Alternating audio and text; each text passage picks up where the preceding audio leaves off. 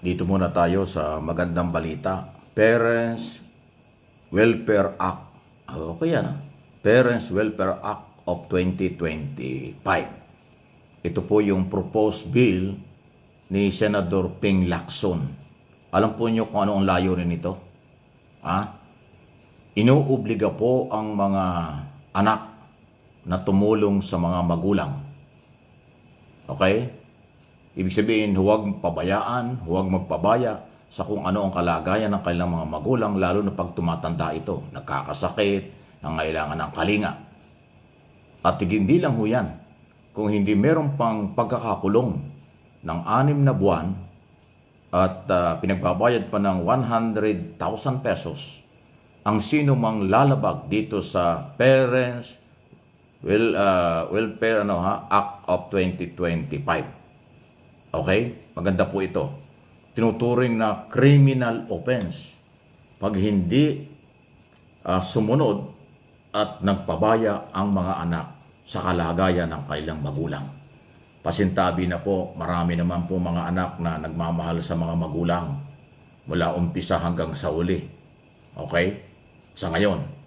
Pero pasintabi rin po, mayroong mga anak na talagang garapal na walang pakialam sa kanilang mga magulang pagka nagkaedad na, wala ng pera at nakakasakit pa. Yan po yung masakit. Mayroong ganyan.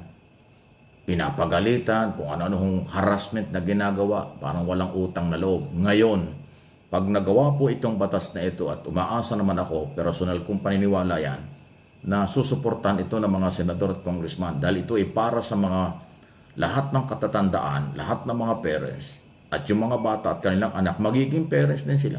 So, proteksyon ito ng lahat. Hindi lang sa ngayon. Maganda po ito. Parents Welfare Act 2025. Uobligahin sa ilalim ng batas na ito. Sana mangyari na huwag pabayaan ang ating mga magulang. Lalo na ho pagka talaga hong nasa banig na ng karamdaman, halimbawa nagkasakit dahil may edad na, walang pera, walang trabaho, so hindi pwedeng i-abandona yan. Ang mag-aabandona ng mga magulang, mananagot na po dito kayo sa bagong proposed bill na ito at malagay ko makakalusot na ito.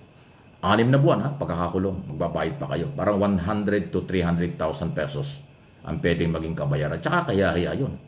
Pagka nasabi, anong kaso mo, bakit ka nakulong? Kasi pinabayaan ko yung mga magulang ko. O, di ba kaya yun? O bakit ka pinagbabayad? Kasi hindi ako sumunod sa batas na alagaan ko yung aking pinanggalingan, ang aking mga magulang. So, napakaganda po nito. Mga senior citizen, ipagdasal natin maging batas ito. At yung mga anak naman na magiging parents din pagdating ng araw, ito po ay para sa inyo, para sa ating lahat ito. Mawalang galang na po doon sa mga walang respeto sa magulang pag matanda na. Walang respeto sa magulang pag wala ng pakinabang. Maling-mali po yan. Ang magulang dapat laging minamahal, pinangangalagaan, ibinibigay ang lahat ng kailangan sa oras ng pangailangan kasi nga may edad na sila. Hindi yung sakalang natin mahal pag pinakikinabangan. Sakalang kayo malapit at malambing kapag may pera pa yung mga magulang. Pag wala na at ang dating ipabigat na, inaabando na. Naku, yan po yung gagawing batas ni Senador Ping Lacson para ay proteksyon. Mabuhay ka, Senador. Kailangan yan at napapanahon niya. Okay? Ano yung masasabi dito? Good news yan, di ba? Okay. Ito naman. Wow. Nagparamdam na po si Senador Risa Hontiveros na open siya na sumali sa mga veterans block ng mga senador. Okay? Para mas lumakas ang mga veteran senador na manindigan para sa bayan, manindigan bilang senador at kanilang ibaguhin ang masamang imahe ng ating Senado sa ngayon. Okay? Ito kasing Veterans Block, Soto, Ligarda, Lacson at Subire, yan po yung identify. Ngayon, itong si Risa Hontiveros na parang nag-iisa dahil parang iniwan na ni Kiko at saka Bam Aquino, Pangilinan at Aquino. Kaya parang nag-iisa si Hontiveros. Pero sabi niya, kahit ako mag-isa, maninindigan ako. Pero mukhang ngayon, nakikita niya na yung Veterans Block, maganda ang agenda, kahit maging minority sila, kanilang paninindigan ang tamang trabaho ng isang Senado o ng Senado. Ayun. Pero ito po yung isa pang magandang balita. Dahil alam nyo naman, nangangalap tayo ng mga impormasyon mula sa mga senador. Ayaw lang nilang magpa-quote ng pangalan. Ako po ay may mga inside story din sa kanila. Yun pong 18 na mga senador na pumabor na ibalik ang kaso sa Kongreso, yung article of impeachment, ay magbabago ng desisyon. Kasi lumalabas sila pala ay sumali lang doon dahil gusto lang maliwanagan kung talagang dumaan sa tamang proseso.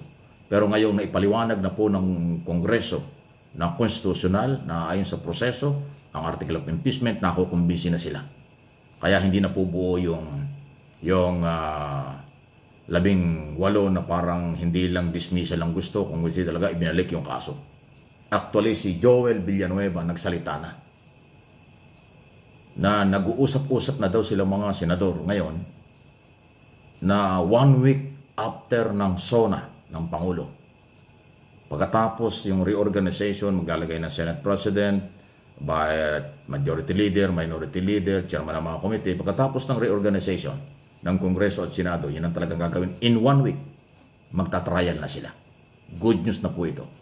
Hindi katulad ng araw na ito si Villanueva ay kasama dun sa nagdidiin na para bang harangin ang pagtatrial or gusto pa nilang huwag bigyan ng pagkakataong magsalita yung oposisyon. Gusto nila silang manaig. Ngayon po na dahil nag-ingay ang mamamayang Pilipino, nagsalita ang mamamayang Pilipino sa social media at sa tri-media, traditional media, ang daming comments, ang dami pong mga negatibong reaksyon ng taong bayan. Dahan-dahang nagigising na po yung mga senador na ang ating paniniwala at paniniwala ng iba ay pro Duterte, hindi pala. Gumagalaw na sila. Nauna dyan, kung yung mga guritan, ay balita ko na. Alam ko naman, hindi ko lang sinasabi. Alam ko naman, si Senador Rapi Tulfo ay hindi naman pro-Sara yan. Ang loyalty lang niya na kay Escudero, pero ngayon nagbago na, ngayon nanindigan na, nagsalita na. Pabor siya sa trial, ayaw niya ng dismissal without trial. Kailangan daw mag-trial para bigyan ng pagkakataon si Sara idepensa ang kanyang sarili. Ganyan na po ang linya ngayon ng ibang mga senador na kasama doon sa 18. Kaya kahit pa paano may pag-asa pa. May pag-asa pa na mailatag ang ebidensya. Actually, ang gusto ng taong bayan, may presenta ng prosecutors ng ebidensya at mga testigo kung ano man ang desisyon ng Senado nasa mga senador na yan. Kung acquittal o conviction, nasa kanila yon. Ang mahalaga, makita ng taong bayan, ano ba ito? Ano ba ang ebidensya ng betrayal of public trust, graft in corruption, at kung ano-ano pa? 7 article of impeachment ay mukhang mangyayari na po yan. Ngayon o ating aabangan. 1 week after July 28 na State of the Nation Address o SONA, doon na daw po. Parang sinasabi nga first week ng August yan o August 4, baka doon mag-umpisa ang trial. Ayan, please like and share. Subscribe kung hindi pa sa aking mga channel, sa ating mga channel.